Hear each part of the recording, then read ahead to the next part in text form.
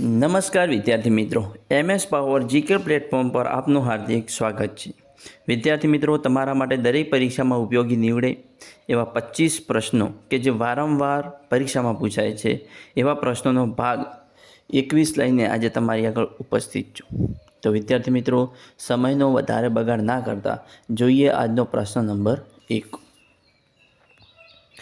હિન્દુ ધર્મની બાળપોથીના લેખક કોણ છે? જવાબ છે આનંદ શંકર ધ્રુવ.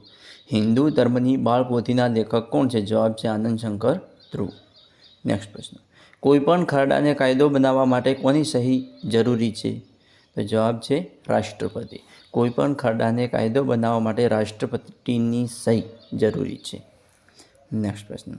બુદ્ધનું ગૃહાગમન ખંડ કાવ્યના કવિ કોણ છે? તો જવાબ છે દામોદર બોટાદકર.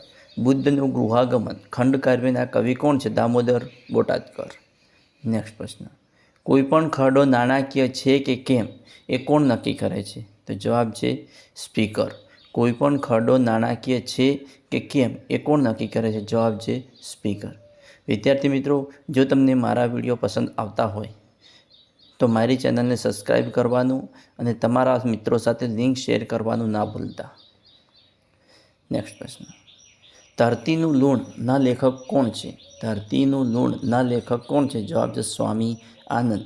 ધરતીનું લૂણના લેખક છે સ્વામી આનંદ. નેક્સ્ટ પ્રશ્ન. ગુજરાતમાં પ્રથમ રેડિયો કેન્દ્ર ક્યારે સ્થપાયું હતું? ગુજરાતમાં પ્રથમ રેડિયો કેન્દ્ર ક્યારે સ્થપાયું હતું? જવાબ છે 1927માં. ગુજરાતમાં પ્રથમ રેડિયો કેન્દ્ર ક્યારે સ્થપાયું હતું? જવાબ છે 1927માં. નેક્સ્ટ પ્રશ્ન. ડાહી લક્ષ્મી પુસ્તકાલય ક્યાં આવેલ છે? ડાહી લક્ષ્મી પુસ્તકાલય ક્યાં આવેલ છે? જવાબ છે નડિયાદ. ડાહી લક્ષ્મી પુસ્તકાલય નડિયાદમાં આવેલું છે. નેક્સ્ટ પ્રશ્ન. સુંદર ભરત ભરેલી છત્રીઓ કયા મેળાની વિશેષતા છે? સુંદર ભરત ભરેલી છત્રીઓ કયા મેળાની વિશેષતા છે? જવાબ છે તરણેતરનો મેળો. સુંદર ભરત ભરેલી છત્રીઓ કયા મેળાની વિશેષતા? જવાબ છે તરણેતરનો મેળો. મધર ડેરી કયા જિલ્લામાં આવેલી છે? તો મધર ડેરી ગાંધીનગરમાં આવેલી છે. મધર ડેરી કયા જિલ્લામાં આવેલી છે? ગાંધીનગર. મધર ડેરી કયા જિલ્લામાં આવેલી છે? ગાંધીનગર. કલમ, કડછી અને પડછી શબ્દો કઈ જાતિ સાથે સંકળાયેલા છે? તો કલમ, કડછી અને પડછી શબ્દો નાગર જાતિ સાથે સંકળાયેલા છે. કલમ, કડછી અને પડછી નાગર જાતિ સાથે શબ્દો સંકળાયેલા છે. નેક્સ્ટ પ્રશ્ન. અણહિલપુર પાટણ શહેરની સ્થાપના કોણે કરી હતી? અણહિલપુર પાટણ શહેરની સ્થાપના કોણે કરી હતી? વનરાજ ચાવડાએ. અણહિલપુર પાટણની સ્થાપના કોણે કરી હતી? વનરાજ ચાવડાએ. અણહિલપુર પાટણની સ્થાપના વનરાજ ચાવડાએ કરી હતી. મેલેરિયામાં કઈ દવા વપરાય છે? મેલેરિયામાં કઈ દવા વપરાય છે? જવાબ છે ક્વિનાઇન. મેલેરિયામાં કઈ દવા વપરાય છે? જવાબ છે ક્વિનાઇન. નેક્સ્ટ. સોમનાથના યાત્રાળુઓનો યાત્રાવેરો કોણે માફ કર્યો હતો? સોમનાથના યાત્રાળુઓનો યાત્રાવેરો કોણે માફ કર્યો હતો? જવાબ છે મિનળ દેવી. સોમનાથના યાત્રાળુઓનો યાત્રાવેરો કોણે માફ કર્યો હતો? જવાબ છે મિનળ દેવીએ. નેક્સ્ટ પ્રશ્ન. ધરતીકંપની તીવ્રતા માપવાનું સાધન કયું છે? સિસ્મોગ્રાફ. ધરતીકંપની તીવ્રતા માપવાનું સાધન સિસ્મોગ્રાફ. ધરતીકંપની તીવ્રતા માપવાનું સાધન કયું છે? સિસ્મોગ્રાફ. નેક્સ્ટ.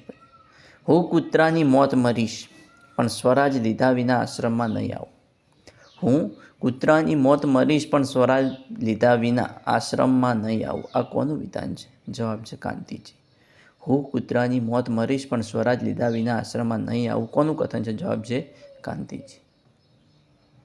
વનસ્પતિને પણ જીવ છે તેવું પ્રતિપાદન કરનાર વૈજ્ઞાનિકનું નામ શું છે? તો જવાબ છે જે.સી. બોઝ. વનસ્પતિને પણ જીવ છે તેવું પ્રતિપાદન કોણે કર્યું હતું? જે.સી. બોઝે. વનસ્પતિને પણ જીવ છે તેવું પ્રતિપાદન કરનાર વૈજ્ઞાનિકનું નામ છે જે.સી. બોઝ. નેક્સ્ટ પ્રશ્ન. વેદો તરફ પાછા વળોનો નારો કોણે આપ્યો હતો? વેદો તરફ પાછા વળોનો નારો સ્વામી દયાનંદ સરસ્વતીએ આપ્યો હતો. વેદો તરફ પાછા વળોનો નારો સ્વામી દયાનંદ સરસ્વતીએ આપ્યો હતો. ગુર્જર રંગભૂમિના પિતા તરીકે કોણ ઓળખાય છે? ગુર્જર રંગભૂમિના પિતા તરીકે કોણ ઓળખાય છે? જવાબ છે રણછોડભાઈ ઉદયરામ. ગુર્જર રંગભૂમિના પિતા તરીકે કોણ ઓળખાય છે? રણછોડભાઈ ઉદયરામ. ગુર્જર રંગભૂમિના પિતા રણછોડભાઈ ઉદયરામ. રામકૃષ્ણ મિશનની સ્થાપના કોણે કરી હતી? રામકૃષ્ણ મિશનની સ્થાપના કોણે કરી હતી? જવાબ છે સ્વામી વિવેકાનંદે. રામકૃષ્ણ મિશનની સ્થાપના કોણે કરી? સ્વામી વિવેકાનંદ. રામકૃષ્ણ મિશનની સ્થાપના સ્વામી વિવેકાનંદે કરી હતી. નેક્સ્ટ પ્રશ્ન, કદંબ નૃત્ય સંસ્થાની સ્થાપના કોણે કરી હતી? તો કુમુદિની લાખિયા. કદંબ નૃત્ય સંસ્થાની સ્થાપના કોણે કરી હતી? કુમુદિની લાખિયાએ. કોને આધુનિક ભારતના પિતા તરીકે ઓળખવામાં આવે છે?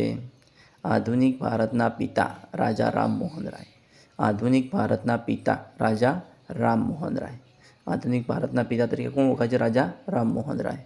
નેક્સ્ટ, સોનલ માનસિંહ કયા નૃત્ય સાથે સંકળાયેલ છે? તો સોનલ માનસિંહ ઓડિસી નૃત્ય સાથે સંકળાયેલ છે. સોનલ માનસિંહ એ ઓડિસી નૃત્ય સાથે સંકળાયેલ છે. સોનલ માનસિંહ ઓડિસી નૃત્ય. મુંબઈમાં સર્વપ્રથમ મહિલા વિશ્વવિદ્યાલયની સ્થાપના કોણે કરી હતી? મુંબઈમાં સર્વપ્રથમ મહિલા વિશ્વવિદ્યાલયની સ્થાપના કોણે કરી હતી? ડી.કે. કર્વે. મુંબઈમાં સર્વપ્રથમ મહિલા વિશ્વવિદ્યાલયની સ્થાપના કોણે કરી હતી? જવાબ છે ડી.કે. કર્વે. મુંબઈમાં સર્વપ્રથમ મહિલા વિશ્વવિદ્યાલયની સ્થાપના કોણે કરી હતી? ડી.કે. કર્વે. નેક્સ્ટ પ્રશ્ન, મોડેમનું પૂરું નામ શું છે? તો મોડેમનું પૂરું નામ છે મોડ્યુલેટર ડિમોડ્યુલેટર. મોડેમનું પૂરું નામ છે મોડ્યુલેટર ડિમોડ્યુલેટર. મોડેમનું પૂરું નામ શું છે? Modulator demodulator. નેક્સ્ટ પ્રશ્ન, જાહેર હિસાબી સમિતિમાં કુલ કેટલા સભ્યો હોય છે? જાહેર હિસાબી સમિતિમાં કુલ કેટલા સભ્યો હોય છે? જાહેર હિસાબી સમિતિમાં લોકસભાના 15 અને રાજ્યસભાના 7 સભ્યો હોય છે. જાહેર હિસાબ સમિતિમાં લોકસભાના 15 અને રાજ્યસભાના 7 સભ્યો હોય છે. વિદ્યાર્થી મિત્રો, આવા અવનવા મોસ્ટ આઈએમપી પ્રશ્નો જોવા મારી ચેનલને લાઇક, કમેન્ટ અને સબસ્ક્રાઈબ કરવાનું ના ભૂલતા. Thanks for watching my video.